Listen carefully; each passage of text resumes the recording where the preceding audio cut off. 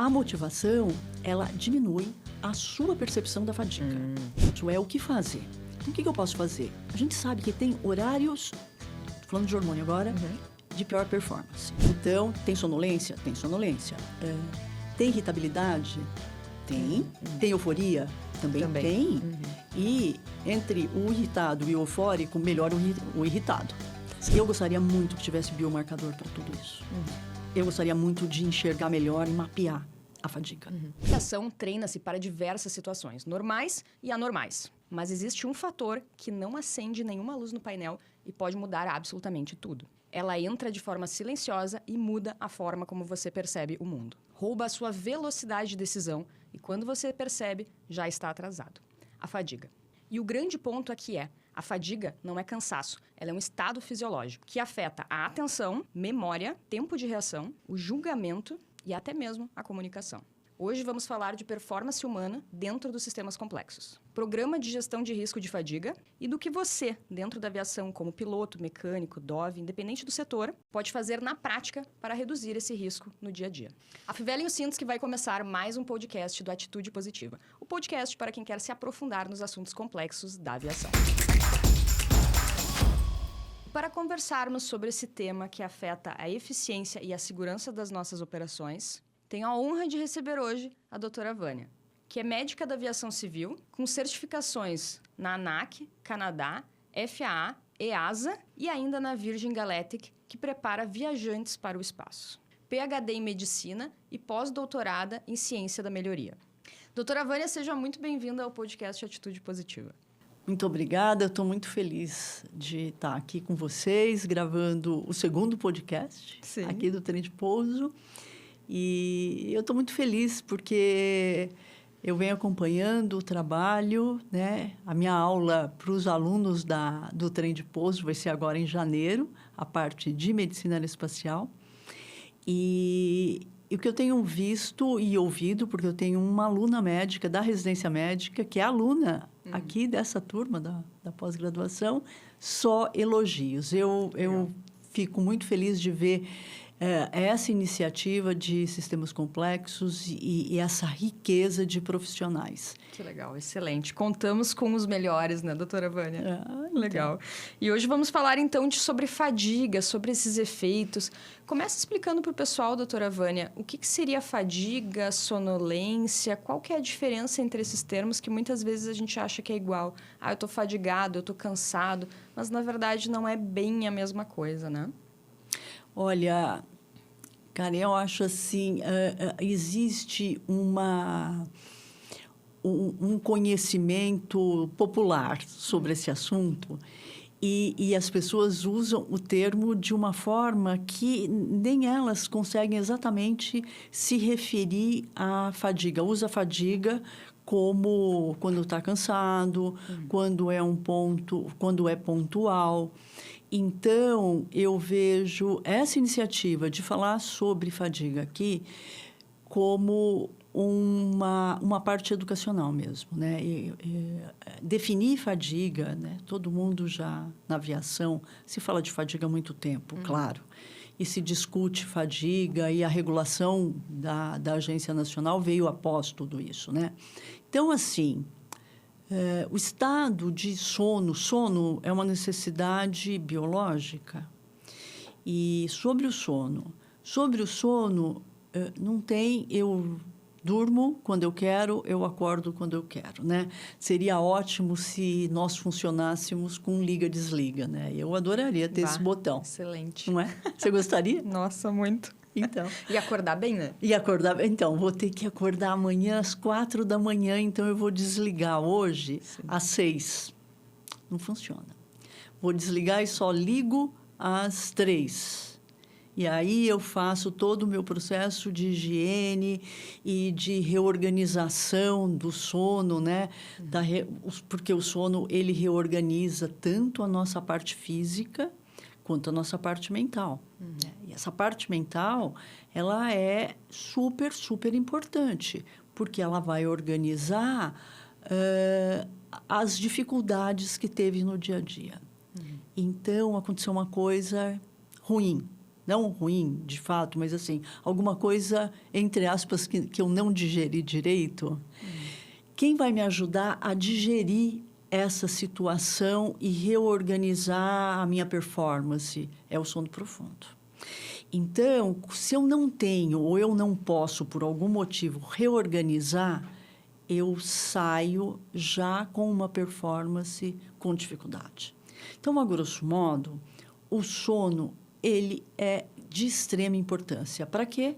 Para eu reorganizar tanto a minha parte física, não é isso? Você vê atleta que treina, eu tenho colegas que, assim, colegas médicos, claro que falam, olha, assim, não tenho tempo de treinar, vou treinar às 10 da noite. Treinei ontem, vou treinar hoje, vou treinar amanhã e depois da manhã eu estou com lesão. E tá, com lesão, por quê? Porque o que é essa reorganização? Não é só a reorganização da musculatura, é a reorganização. E o sono entra nessa situação. Então, o sono é de uma importância absurda e o bom sono é essencial e a má notícia é que a gente não tem controle. A maior parte do tempo, adiantando as perguntas aqui, é que tenta-se controlar o que não é controlável. Então, eu vejo essa conversa como uma conversa de extrema necessidade. Às vezes, a gente fala para a gente mesmo, né? Então, assim, estou preocupada. Tenho N coisas para terminar, para acabar o ano, porque parece que o outro ano não vai acontecer. Não é assim? Parece que vai acabar, né? Parece que vai acabar tudo. Então, assim, isso gera uma ansiedade coletiva. Mesmo que eu seja mais zen das criaturas, é muito difícil. Porque tem esse daqui me cobrando, aquela outra situação me cobrando, eu me cobrando, né? A gente se cobra. E querendo terminar tudo isso, porque se põe data para terminar. Então, isso mexe com a estrutura do sono, porque isso gera um quadro de reação. Ninguém está doente. É uma reação de ansiedade. Se eu estou nessa demanda o dia todo, estou na demanda, estou tomando café, que eu sou super cafezeira, Sim, então muito. eu estou bem nessa situação. E eu vou tomando café e quero dar conta, tá? Aí eu estou extremamente cansada. Tá bom, claro que está cansada. Trabalhou muito, fez tudo. E cadê meu botão do desligar? Eu não vou ter. Tá, mas o cansaço já é fadiga? O cansaço não é fadiga, mas o cansaço, ele pode gerar fadiga. Seriam estágios, assim. Estou com sono, sonolento, depois eu fico cansado, e se eu não reparo, através do sono, eu fico fadigado? É de uma complexidade isso enorme, porque não tem essa linha, né? Não é gradativo. Eu vou. Então, é assim, a gente está falando aqui, que eu estou entendendo, de fadiga operacional. Estou falando de performance. Sim. Né? E, Karen, o que eu vejo, assim, e vejo isso em qualquer profissão, na minha profissão também, o médico trabalha muito, dá plantão, etc. Essa fadiga operacional, quanto mais motivado é o profissional, mais camuflada ela fica. Né? Então, a gente está falando de piloto, vou falar de piloto. Então, assim, eu vivi isso, estou na aviação há muito tempo. E eu vi quando se foi formar ou se estruturar o primeiro voo, que foi um voo da Varig, que era São Paulo, Los Angeles, Narita, Tóquio, Narita. Então, a pergunta era assim, dá para fazer? Sim, é complicado, sim. Fuso, mais de 12 horas. Dá para ir? Eu penso assim, não, para ir dá, mas tem que voltar, né? Então, como é que faz? E isso, olhando, hoje tem vários estudos, e hoje a gente vê a maior parte dos estudos vindo da Ásia e dos Emirados, que são voos mais longos, né? E com mais fuso. Desde essa época, quando a gente fez... Olha, isso faz mais de 20 anos, quando a gente monitorou a tripulação para ver se era possível, não era possível, se dormia, se não dormia, se atingia sono profundo, se não atingia sono profundo. Uma situação ficou de extrema evidência, que era a motivação. Então, se você é um indivíduo motivado, não importa o motivo, a tua motivação para agir operacionalmente. A fadiga vai te atingir? Vai. Vai atingir todos. Então, com ritmo circadiano, com carga de trabalho, etc., vai atingir. A motivação, ela diminui a sua percepção da fadiga. Não é que a fadiga não esteja ali, ela está ali, ela está te afetando, mas tu não está percebendo. O que é um perigo. O que é mais perigoso, na verdade. É lógico que é perigoso. Porque aí tu não percebe o quão cansado, quão fadigado tu tá. Se você não percebe e você não percebe caindo a sua performance e você está motivado, então você vai adiante. Sim. Então você vai responder para si, mesmo quando tem uma situação de que é uma performance prejudicada. E isso, todos esses modelos biomatemáticos, eu estou falando de uma situação pré-modelo biomatemático. Os modelos ajudaram muito, né? Nessa situação de método, de definição, o que é possível, o que não é possível. Mas ainda existe o ser humano e é individualizado. Eu vejo que a fadiga, ela está estudada, mas eu gostaria muito que tivesse biomarcador para tudo isso. Eu gostaria muito de enxergar melhor e mapear a fadiga.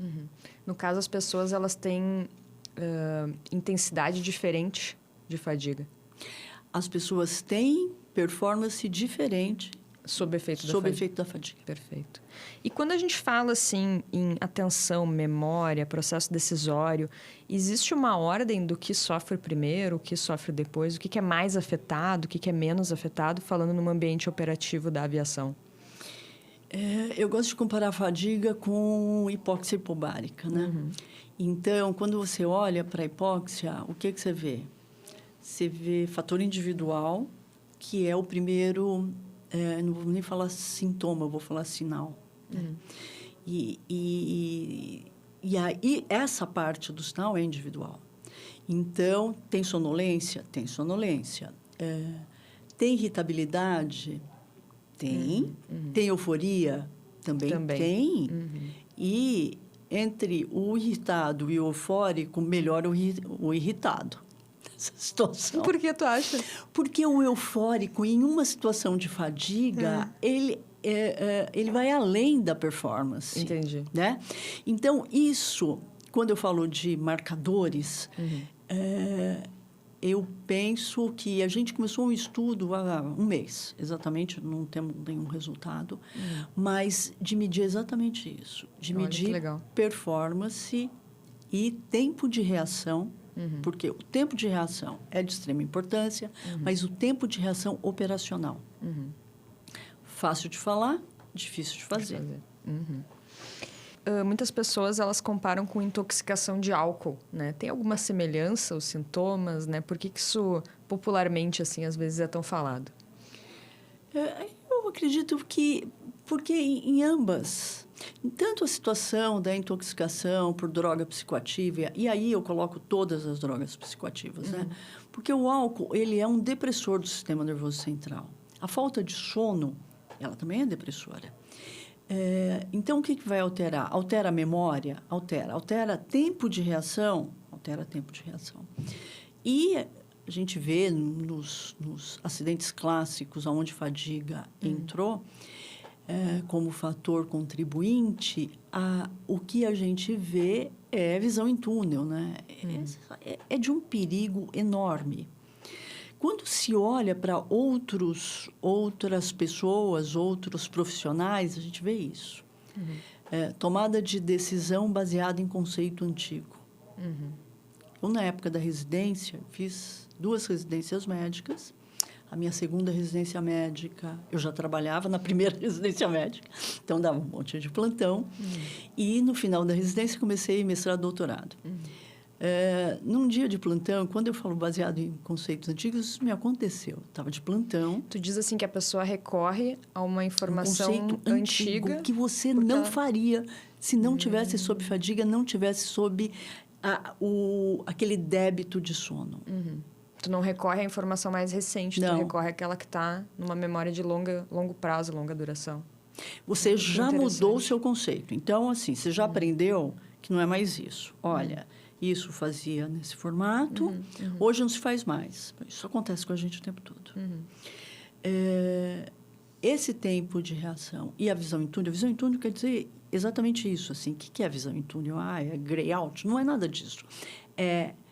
Eu vou usar uma informação que eu tinha, seja ela uma informação operacional, como Guantanamo Bay é clássico sobre isso, ou uma tomada de decisão técnica em que eu acabei de aprender que não era mais aquilo. Então, sob débito de sono e esse período de lentidão de pensamento, eu vou usar o meu conceito antigo. E quando tu mencionou assim que as pessoas elas estão sob efeito da fadiga, mas acham que estão bem, por que o ser humano entende que está bem mesmo estando fadigado? Por causa da motivação? Motivação. Não é? Todo mundo já passou por isso. Sim. Estou super cansada. Mas eu tenho que fazer. Mas olha que coisa mais bacana que me apareceu para fazer. Não é? Olha que coisa legal que me apareceu para fazer. Você quer? O que você faz? Quero. Bah, eu sou muito suspeita. Legal. Entendi. Agora ficou muito claro o teu exemplo. Você já passou por isso? Sim, claro. Libera dopamina na hora, né? É quase, em termos hormonais, impossível de dizer não, né? Quando é algo muito empolgante. E quem consegue avaliar essa sua performance? Porque É a alta. própria pessoa pode esquecer que não vai avaliar. Tu não acredita na autoavaliação? Na autoavaliação, nesse momento, você está motivada. Entendi. Você está super motivada. Está super motivada com foco naquilo. Aí você tem uma má performance nesse momento. Quem enxerga a sua má performance? Meu marido. Ele é o meu moderador, sempre. Tá vendo? A resposta é a outra pessoa. Inclusive, o apelido dele é moderador, porque eu sempre quero fazer tudo, e aí ele sempre vai lá e modera, né? Não, Karen, agora isso aqui não dá, não. Então, legal, bem interessante, né? O outro sempre vai perceber melhor, né? De fora. Que loucura. Mas é possível, né, se autoavaliar, assim. Eu acho que não sei se eu tô evoluindo com o passar dos anos, mas eu consigo, assim, avaliar estados de performance, né? Em determinadas chaves, em determinados voos, né? Usar determinadas ferramentas, né? Então, tem um madrugadão para fazer, vai ser per dia. O que eu posso fazer naquele pernoite que me ajuda a dormir melhor, a estar melhor no outro dia? Né? Então, priorizar essa questão do descanso. Às vezes, vai para academia para cansar, mas eu costumo fazer isso. De tarde, se é um per dia e tem um voo à noite, de madrugada, vai para academia, cansa, né? Ou vai para o mar, e aí depois tu dorme melhor, né? Até o horário da apresentação. Isso é super importante, né? Então, assim, a gente está falando de contramedidas. É uma situação que você sabe que vai enfrentar e eu vou usar contramedidas para isso. Então, eu sei que eu vou, mesmo que eu não cruze fuso, eu acho isso super importante na aviação regional desse país. Porque tem etapas que não tem fuso, mas tem um fuso fisiológico, porque todo dia você acorda de uma hora mais cedo. Então, você tem fuso. Então, eu sei o que eu vou enfrentar, eu vou fazer contramedida. Quais são as contramedidas? É me adaptar ao que eu vou encontrar. Mas essa é uma situação extremamente individual, como cada um consegue lidar com isso. E o conceito que você pode não conseguir é muito importante, porque eu posso não conseguir, né? Mesmo fazendo isso. E aí eu vou fazer o quê? Eu vou usar a medicação para dormir? Eu ouço isso no consultório. É ruim, olha, né? se eu tomo remédio, no outro dia eu estou melhor do que se eu não tomar remédio. Então, eu vou para uma situação, para um lugar que só está claro, não tem noite. Um hotel que não fecha completamente a cortina. Fita crepe funciona, que é uma maravilha, né? Isso aí tem que ter na bolsa, né? Todo mundo tem. Tem? Que bom. Tem que vedar, né? Porque com claridade realmente fica difícil, Fica né? difícil. Tem os tampãozinhos de olho também, né? Claro que assim, mas eu acho que isso é muito mais ferramentas, artifícios, não sei como é que a gente poderia chamar, do que autopercepção, né? Autoavaliação que a gente estava falando antes. Né? É muito mais fazer alguma coisa para evitar que eu chegue nesse estado do que perceber que eu estou nesse estado. Né? Talvez essa percepção que seja o mais difícil, né? Tu tá fadigado, porém tu tá motivado, né? Tá ali, tá na escala, né? Tu acordou para fazer, tu tá de uniforme, né? E Muita gente fala, assim, sobre débito de sono acumulado, né? Que acentua a fadiga. E também uma questão de reservatório de sono. Isso existe? Como é que funciona? Olha, débito de sono existe, existe. A má notícia é que você nunca vai zerar o seu débito de sono, porque como não existe assim, olha, trabalhei a noite inteira, voei a noite toda. Muito bem. Então, se eu voei a noite toda, voei 8 horas, não dormi 8 horas. Então, hoje, eu não vou dormir só 8, eu vou dormir 16. Não vai dormir 16. Você está extremamente cansada, você não consegue dormir 16 horas. E fazer, volta na construção do sono. Sono profundo, sono superficial, sono profundo. Você não faz a construção. Se você não faz a construção, fisiologicamente você tem um débito. Então, nós estamos sempre em débito de sono. Eu acho que nós estamos em débito de sono desde que nós nascemos, porque você nunca vai repor nesse sentido. Então, qual é a contramedida disso? Porque eu vou pagar preço, o corpo está pagando preço. Você paga preço quando você não dorme? Paga. Que preço que eu pago? Eu pago um preço que eu não estou enxergando. Eu pago um preço hormonal. Então, eu devia estar dormindo, estou acordada. Né? Isso para todo mundo. Então, assim, eu dei plantão mais de 20 anos da minha vida. Quando eu parei de dar plantão, trabalhar às noites, trabalhava de dia, trabalhava de noite, trabalhava de dia de novo. Meu Deus. Um horror. É pior que a escala. Nossa. É muito pior que a escala. Muito pior. Esse débito hormonal da noite não dormida, ele ficou lá. Aí isso vai gerar uma doença? Pode ser que sim, pode ser que não. Né? Pode ser que seja gatilho, pode ser que seja gatilho crônico ou não. Mas gerou, eu paguei um preço. Eu paguei um preço hormonal que eu não estou enxergando agora, nesse momento. Sim. E essa até, na verdade, eu acho que já é a resposta, né? De por que a madrugada ela é uma armadilha tão perigosa, né? Seja para médico, seja para tripulante, seja para mecânico, né? Aqui a gente acaba falando um pouco mais de piloto, de cabine, mas dentro da aviação a gente tem um ecossistema enorme, né?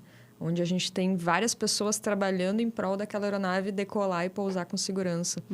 Então, e esses períodos de madrugada também acontecem nas demais profissões, né? Seja tripulante ou seja pessoal de solo. E por que essa madrugada ela é tão perigosa, falando em termos de ritmo circadiano? Ritmo circadiano, o ritmo circadiano, por quê? Porque eu tenho uma baixa de hormônios que me faz ficar acordada. Então, assim, essa baixa de hormônios que me faz ficar acordada é porque eu deveria estar dormindo. Só porque eu estou acordada, o meu hormônio mudou? Não, não mudou, ele continua baixo. Então, eu estou fazendo um esforço extra para ter uma performance operacional. Dentro da cabine, quem tem a tomada de decisão é, claro, o que está tendo a maior demanda. Então, e tem uma situação muito interessante que se mostra, os cochilos estratégicos que na aviação faz. Tem um trabalho interessante que mostra quem dorme deitado, quem está reto, tem uma recuperação melhor do que quem dormiu sentado. Então, na hora que eu acordo, eu tenho letargia do sono, né? Então, como é que eu não tenho letargia do sono? Um voo extremamente longo, dormi, como é que eu não tenho letargia? Eu não tenho letargia do sono se eu não atingir sono profundo. Então, se eu fiz um cochilo de 40 minutos, no máximo 50 minutos, dou uma melhorada, eu melhoro o raciocínio, memória, e não tenho sabe aquela moleza de quem dorme à tarde? Assim, que acorda lento? Eu não tenho essa letargia. Por que essa letargia é péssimo? Porque você está acordada para operar, para trabalhar, para agir operacionalmente, e isso traz um tempo de reação aumentado. Então, isso é muito ruim. Né? Sim. De alguma forma, essa divisão, na prática, ela existe pouco. Né?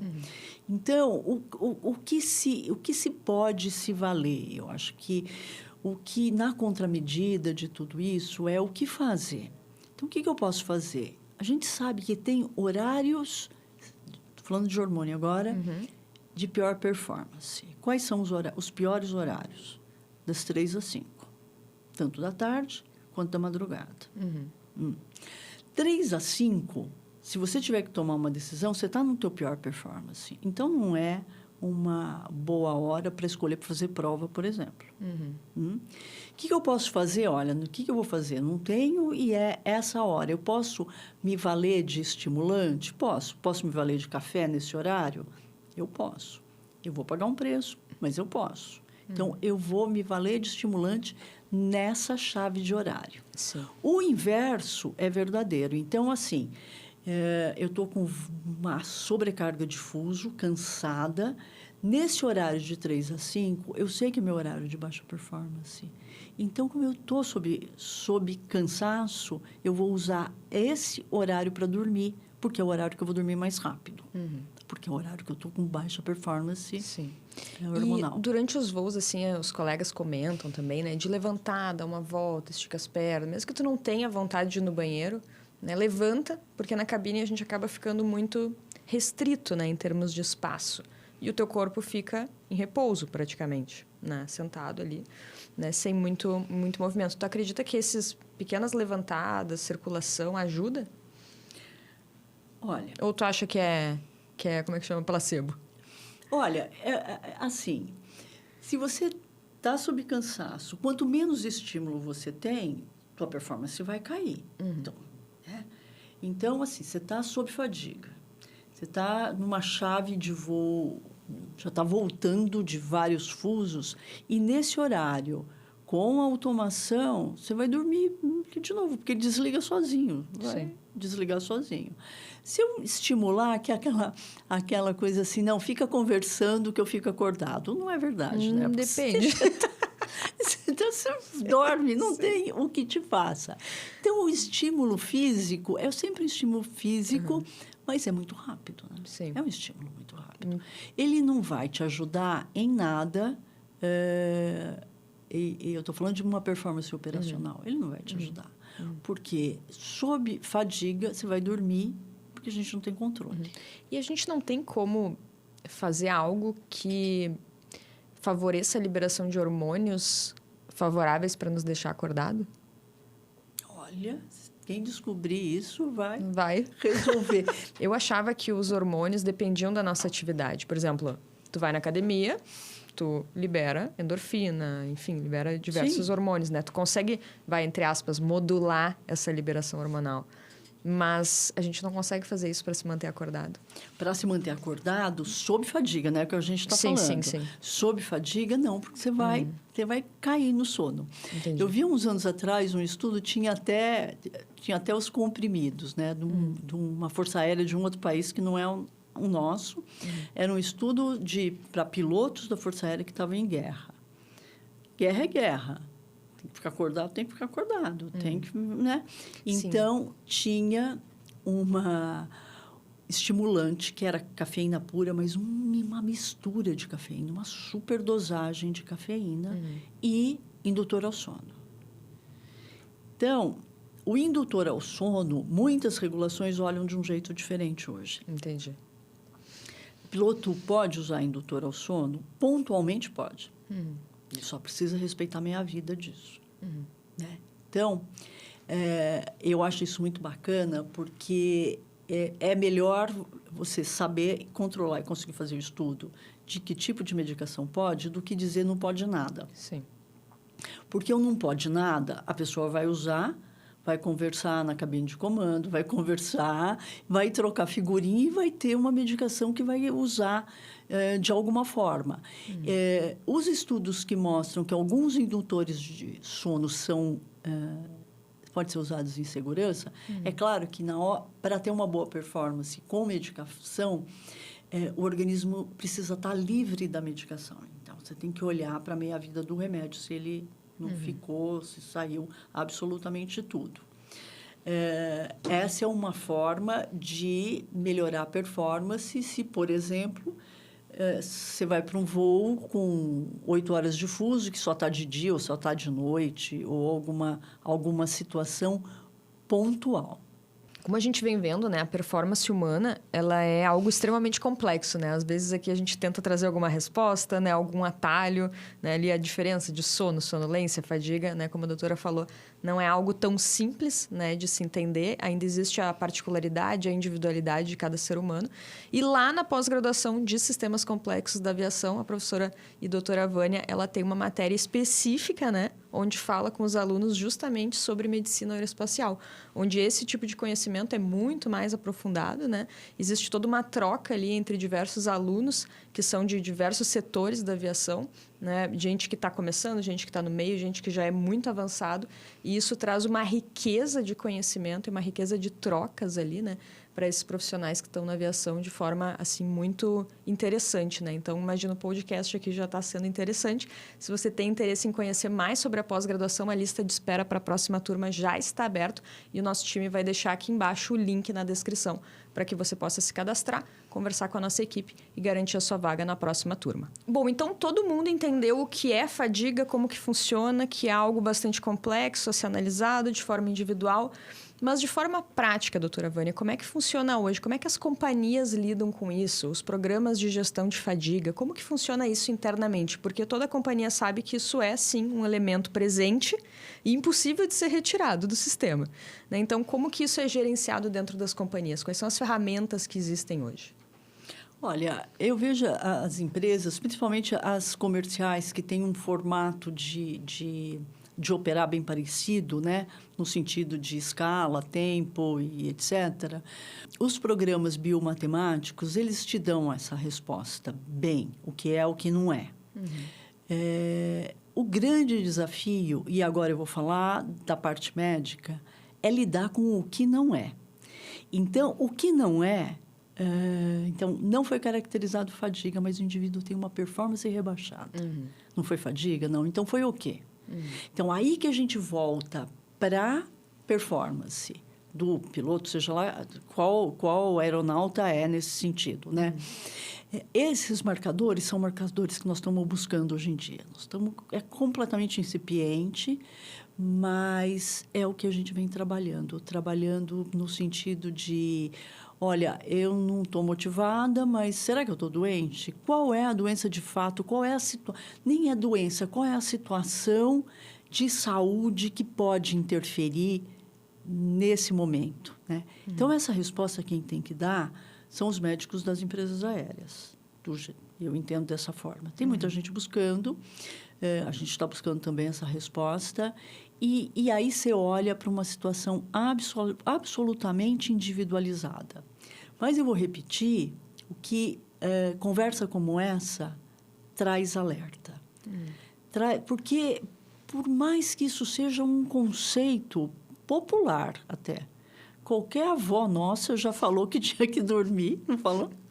Que a criança está irritada porque não dormiu direito, que o leitinho antes de dormir funciona, não é assim? Isso funciona. É um conceito absolutamente popular.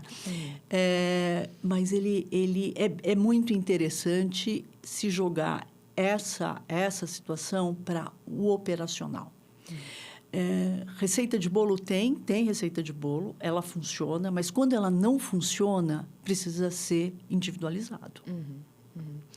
É assim que eu vejo. E hoje as companhias, elas são muito abertas nesse sentido, né? Então, existem canais específicos, né, para que isso seja reportado, né? Existe fadiga preventiva, né? Quando tu olha, tu escala e tu diz assim, isso aqui eu acho que vai dar ruim, né? Então, tu já consegue ter um canal na escala que tu consegue conversar sobre isso, se joga num software, é analisado, né? Então, existe todo um tratamento. Muitas vezes a chave é, inclusive, alterada, né? E existe também a fadiga reativa, né? Que a gente chama, que é quando tu já, né, não foi possível prever, aconteceu. Às vezes até por mudanças, né, da própria escala. Teve uma contingência, choveu, mudou, sobreaviso, né? Então, acaba ali se encontrando um determinado bloco, né, de dias onde a fadiga acaba acontecendo e tu também consegue reportar, né? E a companhia também vai tratar aquilo, né? Sem nenhum tipo de punitividade, né?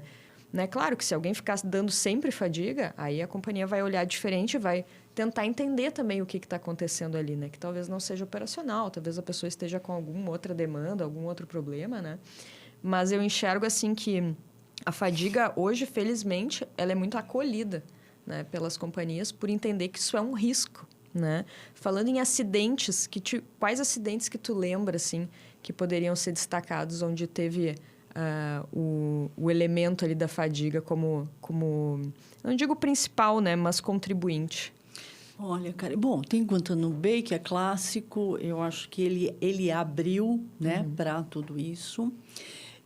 Mas hoje eu olho os incidentes, os acidentes, e é bem o que você pontuou aqui, que a situação da fadiga, a importância dela para a segurança, ela foi construída nessas últimas décadas. E todo mundo vê, as pessoas enxergam, os órgãos reguladores veem como algo muito importante. Nos incidentes hoje, quando eu olho para a fadiga, e eu não vou citar nenhum especificamente, e você olha a fundo essa performance, você encontra mais situações que atuam além de só fuso, só tempo operacional. Então, o tempo operacional hoje eu acho que está extremamente determinado. E se respeita, eu acho ótimo. Mas ainda falta olhar para essa situação com um pouco mais de profundidade. Falta olhar ainda... a gente tem hoje a RBAC 120, que olha, vê droga psicoativa, mas ainda precisa olhar para esse indivíduo e buscar, de fato, o aspecto saudável para se trabalhar. Eu penso, e é o que eu gostaria de ver, não sei se eu vou ver isso ainda, mas eu gostaria muito de mesmo num fórum acadêmico, num curso como esse da pós-graduação, que os números fossem trazidos, né? Que cada empresa trouxesse seus números para poder se discutir, abrir tudo isso, porque a gente precisa olhar com mais profundidade. Então, acho que todo mundo respeita, tem regulação, mas ainda falta a gente olhar com profundidade cada situação, aonde tanto dos acidentes, claro, mas principalmente dos incidentes. Sim, perfeito. E assim, um guia prático e rápido para quem trabalha nessa dinâmica da aviação. O que tu poderia entregar assim, para o pessoal? Quem ficou até o final sempre recebe o ouro, né? Bom, em primeiro lugar, não tem liga, desliga. Quando você toma essa consciência que você não vai ligar, não vai desligar, você já relaxa, respira e já entende esse limite, que é o limite nós, do ser humano. A gente foi construído assim há bilhões de anos e não vamos conseguir mudar essa nossa performance. A outra é antecipar a situação que se vai ter de mais esforço. Então, se eu sei uma situação de mais esforço, eu já começo antes com higiene do sono, antes com uma alimentação mais leve, mais adequada e, principalmente, não fazer nenhuma sobrecarga. As sobrecargas autoimpostas, elas estão aí, felizmente, hoje, cada vez menos. Se entende que álcool não faz dormir, álcool não faz você ter um bom sono, de jeito nenhum, seja qual for a dose que se tomar. O álcool não deixa você ter sono profundo. O sono profundo é o sono que vai fazer você digerir todos os as más falas durante o dia, né? Cafeína em excesso vai te deixar mais agitado, mais acordado e depois não consegue dormir na hora que tem que dormir. Então, as medidas são simples, mas são essas. Antecipar o problema. Em relação a fuso, tentar antecipar o fuso é perfeitamente possível antecipar o fuso. E aquela questão de ficar no horário do teu também, país? É bom também, né? Ou antecipa para entrar, ou não entra do outro lado e fica nesse. Lembrar que a alimentação é uma alimentação que precisa estar no mesmo horário. Sim. Até porque você vai ter fome no meio da noite se você tiver 10 horas para frente ou para trás. Sim. É o básico, porém difícil de fazer, né? Alimentação Difícil de saudável, fazer, né? Higiene do sono. Porque é disciplina, né? É verdade. Atividade física. A hora que você faz e percebe a sua boa performance, você vai querer fazer todas as vezes. E cada um vai tendo uma dinâmica, né? Quando eu tenho, por exemplo, perdia, né, que a gente chama na aviação, tem que dormir de dia, eu gosto de ter 2 janelas de sono. Quando eu chego e depois de tardezinha. Porque se não funcionar a primeira, tu ainda tem a segunda, né? E se funcionar as 2, melhor ainda, né? Então, cada um vai tendo uma dinâmica. A gente conversa muito com os colegas, né? E vê que cada um tem uma estratégia muito diferente. Um chega, eu vou pra praia para cansar, para dormir direto. Né? Outro, não, vou segurar até às 6 da tarde para dormir até meia-noite. Então, é bem interessante, assim, mas é bem isso. Quando tu descobre como que o teu organismo funciona melhor e tu vê o resultado no teu voo, né? Que tu tá bem, que tu tá disposto, que tu tá ativo, né? Dentro, obviamente, de uma limitação humana, né? Claro. O resultado é muito vantajoso, né? Para todo mundo. Doutora Vânia, queria te agradecer por essa enorme aula aí, né? Que misturou medicina, misturou aviação. O objetivo aqui do podcast é que sim, a gente possa se aprofundar em assuntos que são bastante complexos da aviação, mas que também a gente possa trazer ações práticas, né, para os tripulantes, para o pessoal de solo, né, o pessoal que está envolvido nesse grande ecossistema super complexo, super interligado, né, que é a aviação. Então, se você gostou desse tipo de conteúdo, lembra de curtir, compartilhar, né, mandar para aquele amigo seu que precisa dessas informações super úteis aí. E se você quer se aprofundar ainda mais nesse tipo de conhecimento, a doutora Vânia é nossa professora lá dentro do curso de pós-graduação e certamente esse assunto vai longe, né, doutora Vânia? Exatamente. Agora, janeiro é a medicina aeroespacial, próximo janeiro de 2026, aí para o pessoal da pós Sistema Complexo, e estou esperando vocês. Perfeito. E uma última mensagem, então, para esse pessoal que quer se aprofundar nos sistemas complexos. E a gente encerra aqui o nosso podcast Atitude Positiva, o podcast para quem quer se aprofundar nos assuntos complexos da aviação. Venham, em janeiro a gente vai conversar muito sobre isso, material para o pessoal que está inscrito agora na pós-graduação já vai ser divulgado e eu acho que vocês vão se surpreender bem com o que nós estamos preparando, viu? Eu não vou adiantar o que vem para vocês. Sem spoilers. Sem nenhum. Seja para a turma que já está em curso, né, que tem aula com a doutora Vânia agora em janeiro, ou para as próximas turmas aí de 2026, né? Certamente esse assunto ele vai bem mais a fundo, né? E, como eu sempre falo, né? Eu acho que a grande riqueza da pós-graduação é a troca ali entre os alunos, né? Esse conhecimento científico e, ao mesmo tempo, prático, né? Porque a teoria não é nada sem a prática, né? E a prática também não vive sem a nossa teoria, né? O embasamento ali, para a gente tomar as melhores decisões, né? Como disse o professor Guido no último podcast, inclusive, né? As nossas decisões, elas são consequências do repertório que a gente tem, né? Então, estar em círculos certos, mesas certas, trocando com as pessoas diferentes, né? É uma das melhores formas que a gente tem de aprender. Doutora Vânia, obrigada, até a próxima e nos vemos em janeiro aí no curso de pós. Certo, muito obrigada.